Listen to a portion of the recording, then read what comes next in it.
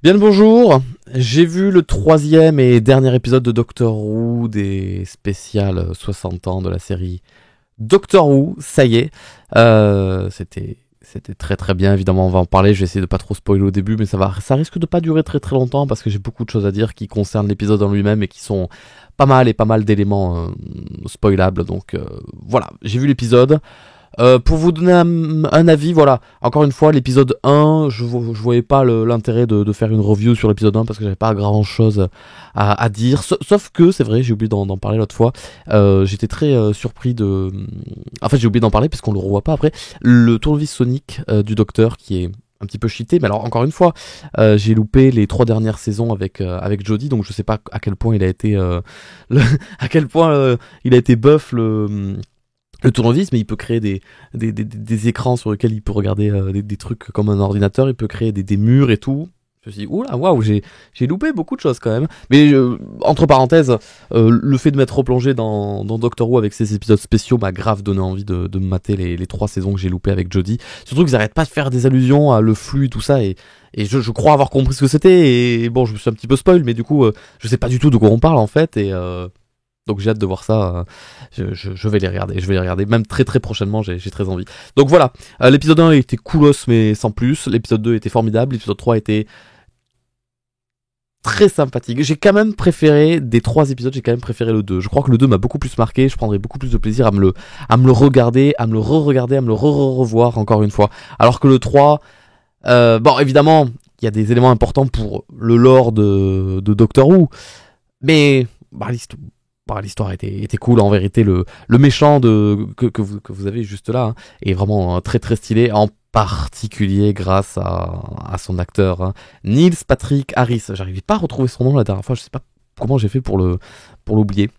Performance incroyable, mais rien d'inattendu puisque l'acteur en lui-même, il a une carrière derrière lui, il a une réputation, et ça a pas loupé là aussi. Bien que j'ai regardé un petit peu le making of quand il se fait interviewer et tout, ça se sent que il connaît pas trop l'univers de Doctor Who, donc il joue un rôle qu'on lui a dit de jouer de telle façon à jouer et de dire telle phrase, mais il y a des moments où ça se sent que peut-être il est un peu largué, et il y a un moment où effectivement, je sais pas, bon, je doute que c'est un jeu d'acteur, mais il joue trop bien le mec largué, et ça match trop bien, mais ça je pourrais pas le dire ici, il faudra qu'on en parle dans la partie spoil.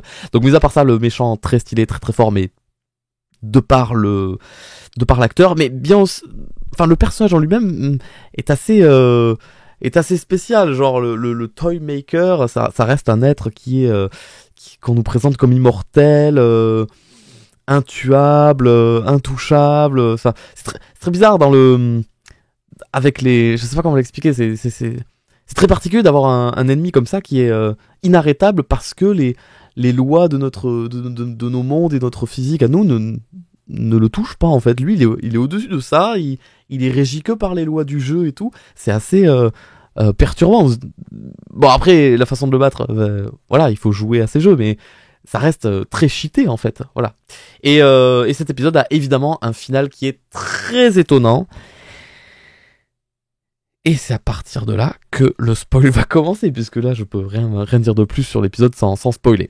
Donc, ouais, le début de l'épisode avec la création de la télévision avec la petite poupée qui est filmée, ça a beaucoup de gueule, c'est très stylé, c'est très beau, hein. Et vraiment, plus les saisons passent, Doctor Who, et plus c'est filmé avec des jolies caméras, il y a l'éclairage est magnifique, et les effets spéciaux, ils se déchirent à chaque fois.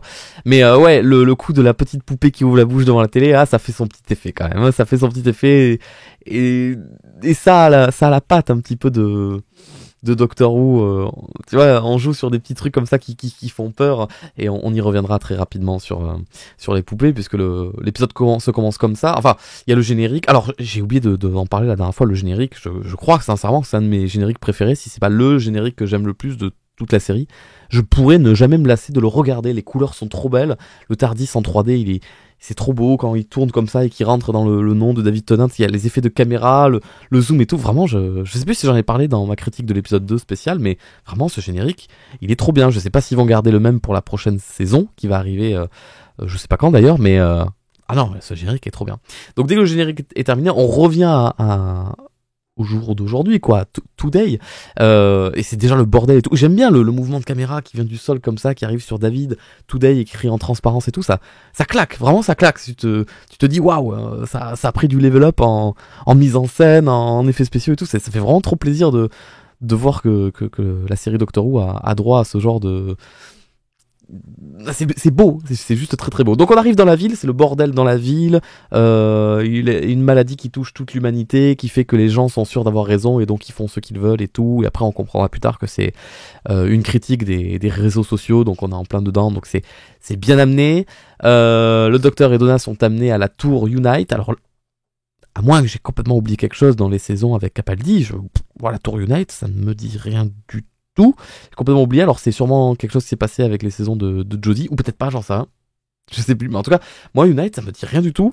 Et donc, ils arrivent dans cette tour, qui ressemble évidemment à la tour des Avengers. Alors, ça m'a fait rire, parce que le TARDIS, il est transporté par l'hélico, et c'est exactement ce qu'ils ont fait pour les 50 ans, donc il y a 10 ans, exactement, avec Matt Smith, son TARDIS qui était amené en hélico jusqu'au musée, je crois, si je me rappelle bien. Et le docteur fait j'allais dire la rencontre, non, retrouve une de ses anciennes compagnes, Mélanie, qui était la compagne, j'ai fait mes recherches, attention, du 6e et du 7e docteur. Donc là, effectivement, ça donne une ambiance anniversaire à l'épisode, genre, on fait revenir des anciens acteurs et tout ça. Ben, moi, effectivement, forcément, ça m'a pas touché du tout, parce que cette femme, cette actrice, ce personnage, ça me parle pas du tout. Moi, j'ai découvert Doctor Who avec le 9e docteur, donc tout ce qui se passe avant, sauf si ça a été amené et montré par certains épisodes à partir du 9e docteur, tout ça, moi, je connais pas du tout, en fait. Donc j'ai senti un petit peu l'émotion de le docteur retrouve une ancienne compagne, mais ça m'a rien fait de particulier, ce qui est normal, ce qui est évident, mais je me suis dit, ah, ben c'est cool pour celles qui la connaissent sûrement. Bon, l'histoire de l'épisode. On revient sur cette idée que le docteur avait utilisé du sel dans l'épisode précédent à la frontière de l'univers, et donc forcément ça allait amener quelque chose. Je pensais que ça allait amener quelque chose sur le plus long terme, je pensais pas que ça allait amener quelque chose dans l'épisode d'après, je pensais pas que le Toymaker allait être une conséquence de ça tout de suite. Moi je pensais vraiment que c'était un truc qui allait être un fil rouge pour la prochaine saison. Tu vois, je pensais que c'était entamé ici et ça allait arriver plus tard. Bon, je me suis fait un film. Donc le docteur a fait malgré lui revivre le Toymaker, qui est un méchant de la série, mais dans des très très vieux épisodes en noir et blanc. Et je suis allé voir sur la chaîne je suis tombé par hasard d'ailleurs sur la chaîne officielle Doctor Who, ils ont remis quelques passages de ces vieux épisodes où il y a le Toymaker, exactement pareil, le même principe, il fait jouer à des jeux, et pour le battre, il faut le battre à son propre jeu. Et ce qui m'a fait rire, c'est que, alors, il n'y a pas plus d'explication que ça, j'imagine, mais la ressemblance des acteurs entre le Toymaker de l'époque et de Neil Patrick Harris, alors, oui.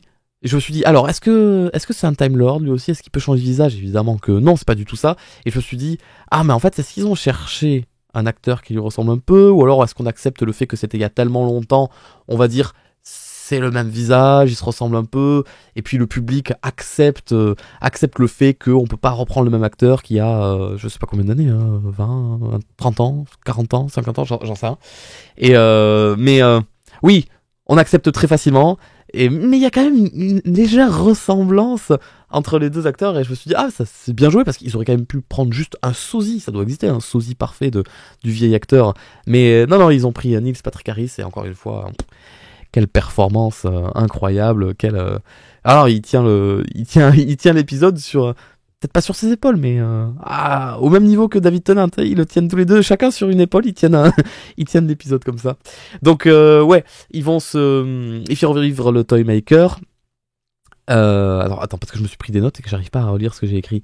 Pas sûr de comprendre pourquoi ça se déclenche pile là. Ah oui, c'est vrai, j'étais pas sûr il y avait plusieurs moments dans l'épisode où je comprenais pas trop bien pourquoi soudainement tout ce bordel se déclenche au moment où le docteur revient sur Terre à cette date précise, et pourquoi subitement la poupée qui avait été enregistrée par la première caméra télévision apparaît sur les écrans pile à ce moment-là.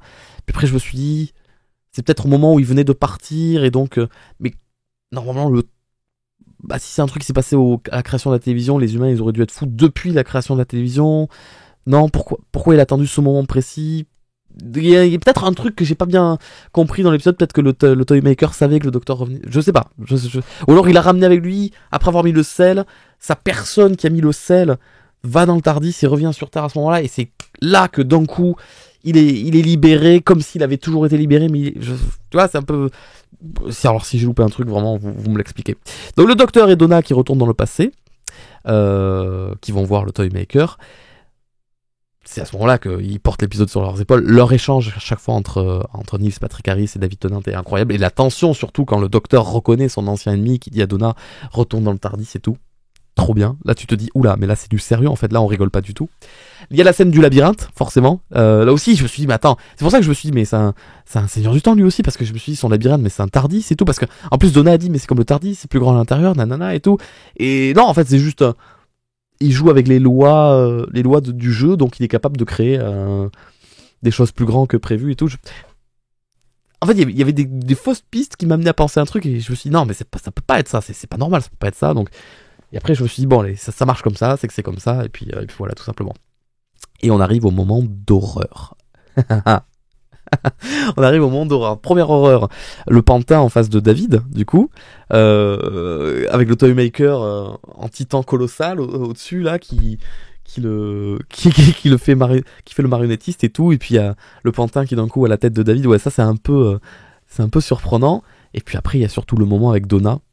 Et ça, c'était le pire moment de l'épisode pour moi, parce que, je sais pas vous, mais oui, moi, il m'est déjà arrivé de faire ce cauchemar bien précis, pas forcément de pantins, et en fait, si, des pantins, des petites poupées, comme tu sais, les poupées Barbie, tout ça. Voilà, dans mon sommeil, cette sensation de ce truc tout petit en taille qui reste un petit peu fragile au final, tu mets un coup de pied, c'est bon, qui va t'attraper par la jambe et qui te monte et tout. Et vraiment, ce qu'ils ont représenté dans l'épisode, j'ai eu un flash en fait d'un truc que j'avais oublié, c'était ces cauchemars-là que je faisais quand j'étais plus jeune.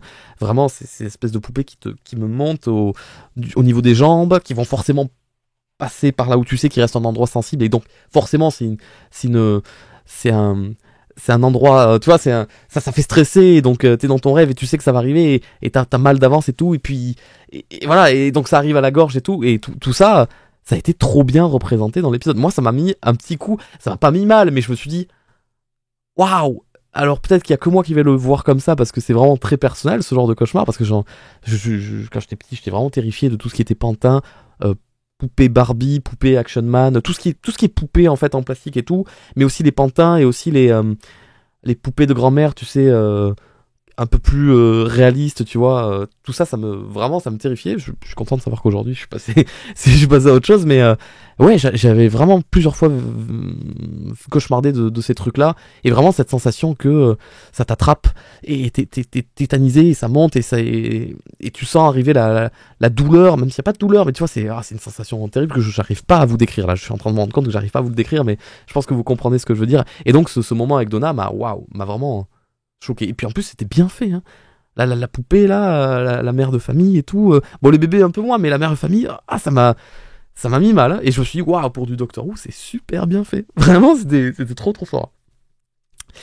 Donc après, on passe. On arrive à cette scène où le Toymaker, il fait un rappel de toutes les erreurs du Docteur vis-à-vis de ses anciennes compagnons qui sont décédés. Et c'est à ce moment-là que je te dis que est-ce que Neil Patrick Harris était conscient de ce qu'il disait ou pas au moment où il parle de... Oh putain, Jenna Clara, au moment où il dit que tu regardes sa tête, il fait oui, Clara qui est morte par un oiseau, par un corbeau, comme ça là, il fait une tête comme ça en mode ah bon, c'est bizarre cette histoire. Mais est-ce que c'est le Toymaker qui juge complètement le Docteur et l'histoire, ou alors c'est l'acteur lui-même qui est en mode ouais, elle est morte par un oiseau. Et du coup, je suis incapable de savoir, ou alors c'est un mélange des deux. Mais du coup, en sachant ça, je trouve que c'est très très rigolo comme scène. Il y a une petite mention de celui qui attend. Je sais pas en quoi, qu'est-ce qui est dit en VO, parce que moi je regarde les épisodes en VF. Celui qui attend, qui me fait beaucoup penser à celui qui demeure dans Marvel, du coup. Donc apparemment il y a un grand méchant au-dessus, donc le Toymaker qui est trop fort, qui a quand même battu le maître, hein. Le maître qu'il a enfermé dans sa dent en or. Ça m'a fait rire le moment où ils font un zoom sur la dent en or comme ça. Cling. Il y avait des moments où c'était tellement cartoonesque. C'est ce qui arrive après avec la scène de musique, on en reparlera. Mais ouais, donc Toymaker hyper fort dans le lore de Doctor Who, du coup. Mais ah, il a pas affronté celui qui attend. Alors on sait pas qui c'est. Est-ce que c'est potentiellement un méchant, alors ça sera le fil rouge peut-être de la prochaine série, prochaine saison pardon. Mais tu vois, il faut pas que je me projette trop loin. Donc peut-être c'est aussi en lien avec ce que le petit italien de l'épisode 1 là, l'espèce de lapin blanc en s'en allant à la fin il dit ouais mon patron je sais pas quoi et tout. Peut-être que c'est le même personnage, je sais pas. Ou d'un coup comme par hasard deux ennemis qui parlent du même personnage, c'est un peu bizarre. Mais voilà, celui qui attend, là je suis très curieux d'en savoir plus. J'ai très hâte de voir la suite des aventures, de l'histoire et de la série pour savoir de quoi on parle. Donc, tout le monde repart sur la tour de Unite, et donc, le Toymaker qui fait son numéro de danse. Incroyable, trop fort.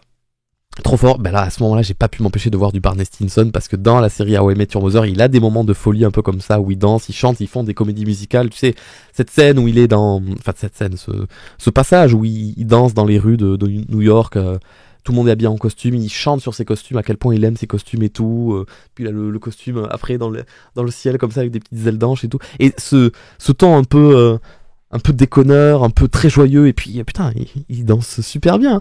Et ça m'a fait forcément penser à ça parce que cette scène dans How I Met, je l'ai vu 1 milliard de fois, donc j'ai reconnu un petit peu de ça.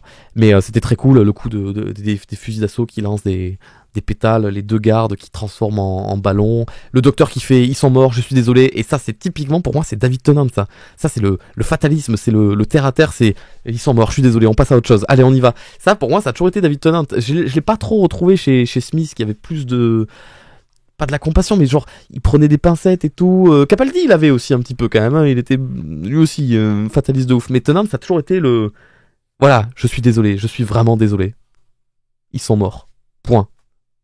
Next. On avance maintenant. Nous, on est en vie, on y va. Et tu vois, et là, c'était typiquement ça. Ils sont morts, je suis désolé. On continue, là, on a d'autres problèmes. Hein. Et ça, c'est pour moi, c'est le 10e Docteur. Donc, je suis trop content. Quand je vois des petits trucs comme ça, je me dis, ah, ça, c'est celui que j'ai connu, c'est cool. Hein. Donc, on sort de la tour, on va sur le balcon de Unite. Et on a toute cette séquence sur la tour, avec le Toymaker qui, donc, tire sur le Docteur, qui tue le Docteur.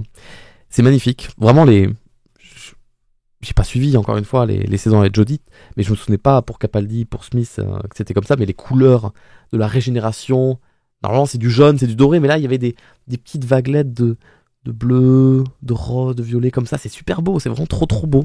Vraiment. Cette scène, voilà, la tension, la musique, le visage de David Tennant, son charisme, vraiment à ce moment-là, il est beau, c'est vraiment un putain de bel acteur, et à ce moment-là, il est à son max, tu vois, avec son beau costard et tout, il est parfait, vraiment, il est très très beau, il a vraiment un super visage, et ça zoome, son dernier allons-y, et tu sais que c'est dur, hein, ça fait mal au cœur parce que tu sais que tu vas revivre un truc que t'avais déjà vécu, son décès, sa disparition, quelqu'un d'autre qui prend sa place, et ça te fait un truc au cœur parce que la dernière fois il avait dit qu'il voulait pas s'en aller et là il dit allons-y, il a accepté, il s'en va.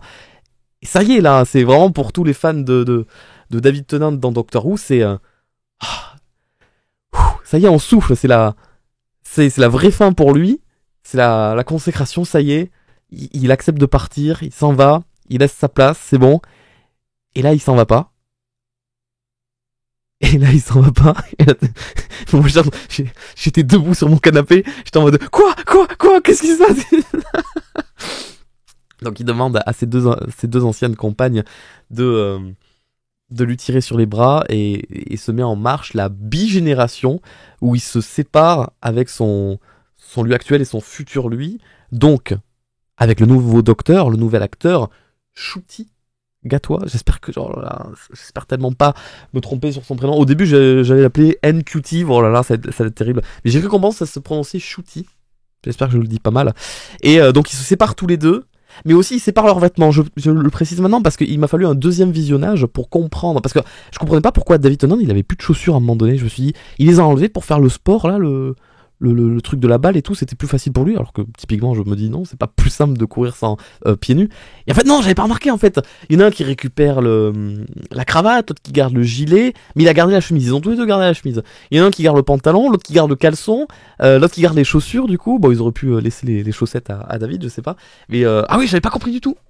C'était pas forcément bien bien montré. Forcément, ton visage est focus sur la tête des deux acteurs. T'as envie de voir leur jeu de regard, leur réaction à tous les deux, et elles sont incroyables, leurs réactions.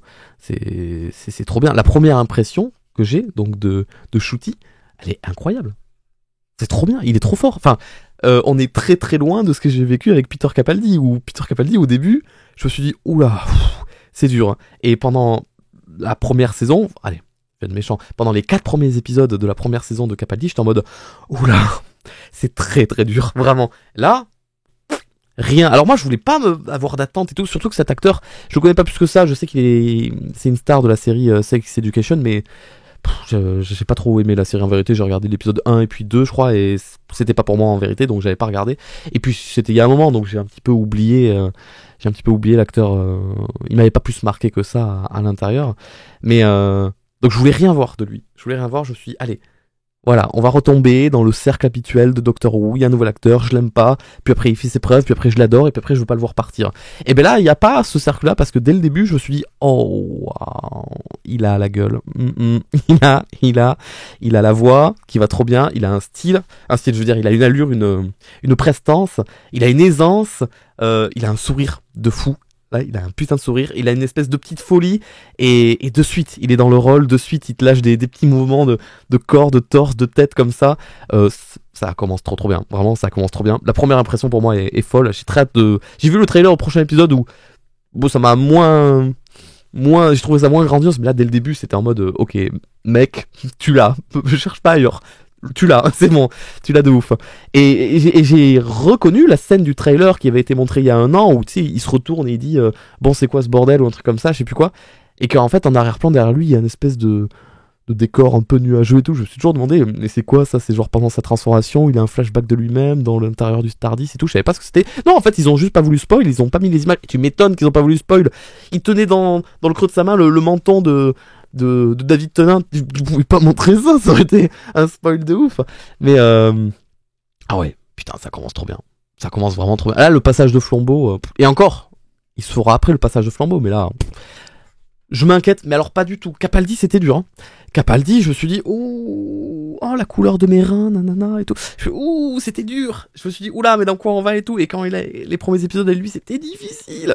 Et après, je l'ai adoré, hein. Après, je l'ai adoré. Mais il lui a fallu peut-être une saison entière pour trouver qui était le docteur. Et après, il était tellement le docteur. Il y avait plus aucune hésitation, c'était lui. Mais là, j'ai l'impression que lui, ça va rouler tout seul, je crois. Donc, il faut que j'avance, pardon, je pourrais parler pendant des heures et je m'en excuse. Le Toymaker est battu. Le Toymaker est banni. Alors, est-ce qu'il reviendra? Il a banni quand même de leur existence, donc normalement non. Mais j'aimerais trop qu'il revienne, juste parce que j'aimerais trop revoir Neil Patrick Harris. Le fait que cet acteur soit maintenant officiellement dans le lore de Doctor Who, ça me fait trop plaisir. Et j'espère vraiment qu'il reviendra peut-être dans... Je sais pas, dans 5 ans, dans 10 ans, dans 20 ans, je sais pas, ça serait trop cool, vraiment. Enfin, je croise les doigts pour que la série continue jusque-là. Par contre, le maître reviendra, lui. Et oui, puisque la dent en or du Toymaker, elle est tombée. Alors, il y a une main qui l'a rattrapée. Je crois que c'est une main de femme avec des ongles rouges. Je sais pas à qui ça fait allusion, je dois avouer. Surtout que c'est bizarre, c'est quelqu'un qui vole, qui flotte dans les airs, puisqu'elle est au bord du balcon, enfin du balcon, vous avez compris quand je dis balcon, je sais pas quel autre terme choisir pour représenter ce lieu. Et peut-être qu'il y a un portail, je sais pas, c'est très bizarre, mais donc le maître sera amené à revenir évidemment. Et donc on va finir l'épisode avec les deux docteurs. D'ailleurs, qu'est-ce qu'on en pense de ça, les deux docteurs à la fois? Je trouve que c'est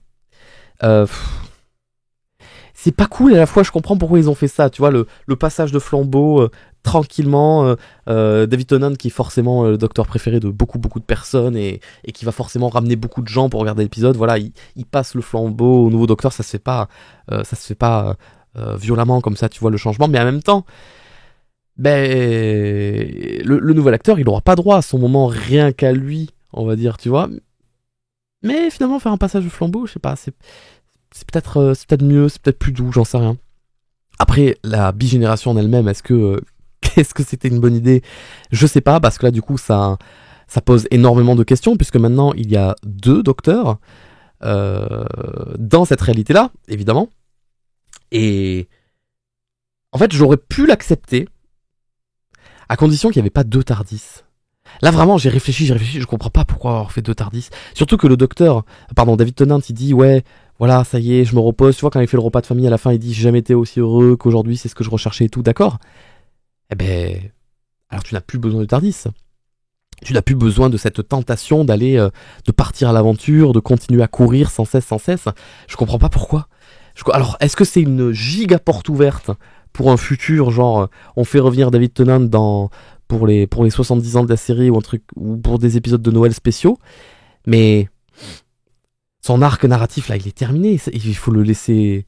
Il est à la retraite maintenant. Il faut qu'il dorme, il faut qu'il se repose et qu'il meurt tranquillement. Alors je comprends que ça laisse une porte ouverte, même dans 40 ans, dans 50 ans, on le refait venir même très très vieux et tout, ce sera son dernier rôle à la télé, ça serait génial, ça serait incroyable.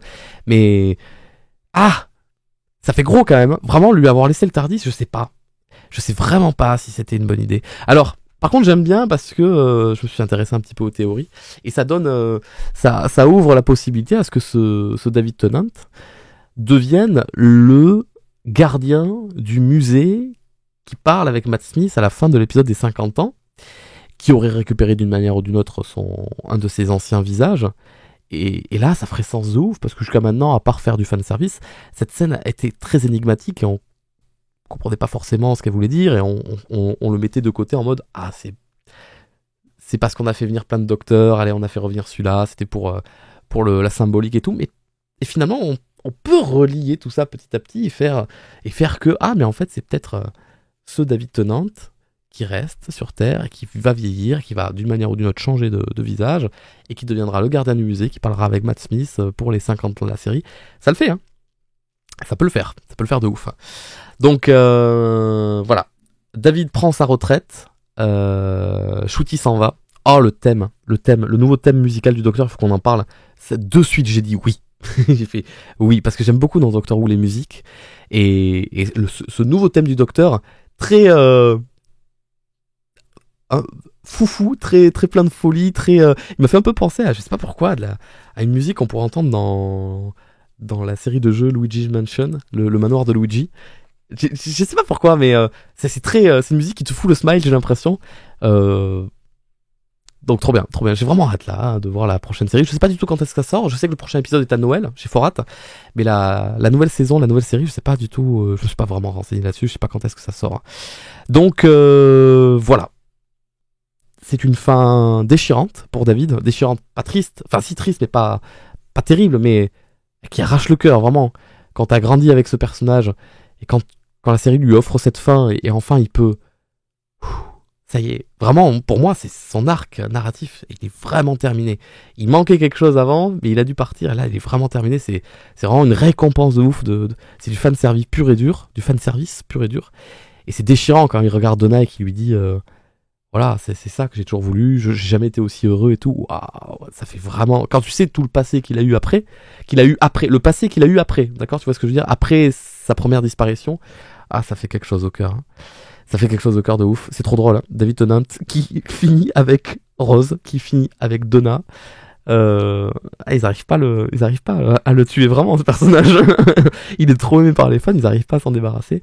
La porte ouverte pour qu'il revienne est beaucoup trop grande et ce sera moins surprenant du coup quand il reviendra parce qu'il est là. Il est là quelque part. Et voilà. Mais ça me fait bizarre de savoir qu'il y a deux Doctor Who. Doctor Who. Ça fait bizarre de savoir qu'il y a deux docteurs dans cette réalité, cet univers-là. Il y a quelque chose qui me chiffonne quelque part. Parce que tu vois, parce qu'il a un TARDIS, c'est ça qui me bloque. Il est capable de partir, il est capable de faire des trucs. Il a dit à un moment donné dans l'épisode, si je n'ai plus de TARDIS, si je n'ai plus de tournevis sonique, et si j'ai plus... je sais plus ce qu'il avait donné comme troisième exemple, mais si j'ai plus ces trois trucs-là, mais qu'est-ce qui me reste? Qui suis-je? En gros, je suis n'importe qui. Et ce qui fait l'essence du docteur, c'est son tournevis sonique, son TARDIS. Ah putain, il avait dit autre chose. Je sais plus ce qu'il avait dit. Mais et c'est vrai. Et là, la fin de l'épisode, le but du jeu, ça aurait été de le faire redevenir, ou le faire devenir juste personne en fait. C'est plus Doctor Who, c'est juste Who en fait, tu vois. Il faut juste qu'il redevienne, voilà. c'est la fin de ton travail, t'as fait ce que t'avais à faire, maintenant quelqu'un prend le relais, tu ne dois plus t'occuper de rien. Et pour ça, il aurait fallu qu'il n'ait pas de TARDIS, parce que là, maintenant, voilà, demain, il se passe un truc sur Terre à son époque à lui, où le docteur, il faut qu'il vienne, donc Shooty, il vient, mais pourquoi le docteur lui-même, ça va, c'était il y a 2 semaines qu'il a pris sa retraite, pourquoi il irait pas lui-même combattre les ennemis qui débarquent sur Terre, alors qu'il a un TARDIS? C'est ça, si on lui avait pas donné le TARDIS ni le tournevis sonique, il pourrait rien faire. Il serait tout nu, tu vois. Et là, je comprendrais que, scénaristiquement, ils ne viennent pas aider le docteur. Mais là, à chaque fois qu'il va se passer un truc sur Terre, je vais être en mode, ouais, mais David Tennant, il est à côté, et il a un TARDIS, et pourquoi il vient pas, et qu'est-ce qu'il fait, tu vois. Et c'est ça qui me gêne de ouf. C'est ça qui me bloque de ouf. C'est vraiment un blocage avec cette idée-là. Donc, faut vite qu'il trouve une stratégie. Parce que je comprends l'idée de lui laisser le TARDIS, ça fait très plaisir aux fans, j'imagine, mais scénaristiquement, moi, ça me pose vraiment problème, et j'ai peur qu'ils se mettent des bâtons dans les roues, là, hein, avec leur prochain scénario. Je sais pas si vous voyez ce que je veux dire, hein, mais de savoir qu'il y a 2 docteurs, dont un qui est tout le temps sur Terre, et qui a un TARDIS, donc il peut se déplacer, et qui peut remonter le temps, et qui peut faire plein de trucs. Ah, ça me frustre, parce que je dis, mais... S'il n'en avait pas de TARDIS, il ferait rien. Et donc ça serait pas intéressant de raconter son histoire, mais là il a un TARDIS, il raconte que l'autre, ils sont allés sur Mars, tatati, tatata. Je suis en mode, oh putain, mais... Non, vous avez tout niqué, là. Vous avez tout cassé. Donc, et puis c'est bizarre de se dire qu'il maintenant il va vivre 2 vies différentes. Une où il continue sa vie de Doctor Who, tout ça, et l'autre où il est juste... Ah, je sais pas, il y a quelque chose... J'arrive pas à mettre le doigt dessus, mais il y a quelque chose qui me gêne. Il y a quelque chose qui me bloque. Je me dis, il y a un problème, il y a... C'est pas comme le Docteur qui était resté avec Rose, parce que c'était dans un autre univers, d'accord, dans une autre réalité. Donc c'est pas grave. Mais là, c'est notre réalité à nous, c'est dans celle-là que va vivre ses aventures le nouveau Docteur, et... Ah, il y a un truc qui me chiffonne. Il y a vraiment un truc qui me bloque. Je sais pas. À moins que, je sais pas, peut-être que David Tennant va devenir un nouveau personnage récurrent dans la série, peut-être même qu'il va devenir méchant, ça serait énorme, ça serait fou. Alors je sais pas comment ils peuvent l'expliquer, mais à l'instar du maître, tu vois, il va revenir souvent, et... Alors... Ouais, non, j'allais dire une connerie, désolé. Non, j'allais dire une connerie. Je connais pas du tout l'histoire du maître, enfin, je connais l'histoire du maître avec ce que j'ai pris depuis le docteur numéro 9, mais je connais pas avant. Je connais pas comment il est né, je sais pas d'où il vient, ou peut-être que je l'ai su et j'ai oublié, mais je me dis, tu sais, les histoires temporelles comme ça, on peut faire un petit peu ce qu'on veut. Qu'est-ce qui nous dit que le David Tennant qui est resté sur Terre, c'est pas le passé du maître, qui va devenir le maître lui-même, mais il va changer de visage plein de fois après, évidemment, mais et qu'après il deviendra le maître, et ça deviendra le méchant qu'on a connu jusqu'à maintenant. Mais en fait, je sais pas du tout si c'est possible, et j'ai peur de dire des conneries. Et puis je vois pas pourquoi il deviendrait méchant. J'essaye de justifier le pourquoi du comment, de comment intégrer David Tennant, ou du moins ce 2e docteur dans l'univers. Ça me bloque. Tu vois, ça me bloque, ça me gêne. Il y a un truc qui cloche, et ça me frustre un petit peu, tu vois. Et c'est pour ça que je suis partagé entre les deux. Ravi de savoir que David, il est pas parti, même s'il aurait dû, tu vois, au fond de moi, je me dis, il aurait dû quand même partir. Pourquoi il reste? C'est vraiment pour faire plaisir aux fans. Mais je suis content qu'il reste, je suis content qu'il a la fin de son histoire qui est belle. Et à la fois, je vois tous les problèmes que ça va amener pour la suite de la série. Et je me dis, est-ce que ça en valait la peine? Est-ce que ça en valait le coup? Ben en fait, non. Là, c'est une fanfiction qu'on est en train de vivre.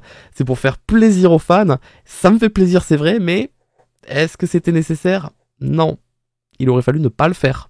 Parce que là, il va y avoir trop de problèmes. Je pourrais parler des heures encore, hein, juste pour me répéter à chaque fois.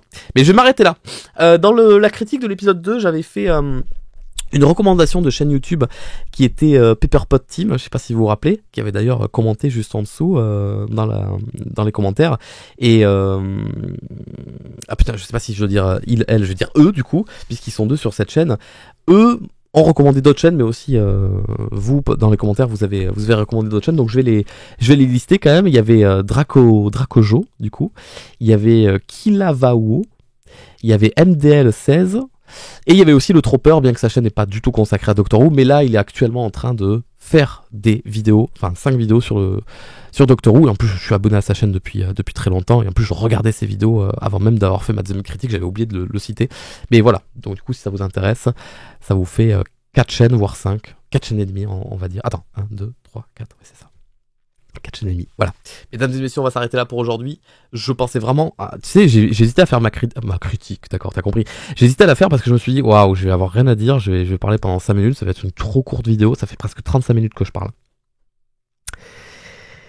Oui, allez, je vous fais des bisous, vivement Noël pour le nouvel épisode de Doctor Who avec le nouveau Docteur. une nouvelle compagnon apparemment, j'ai l'impression.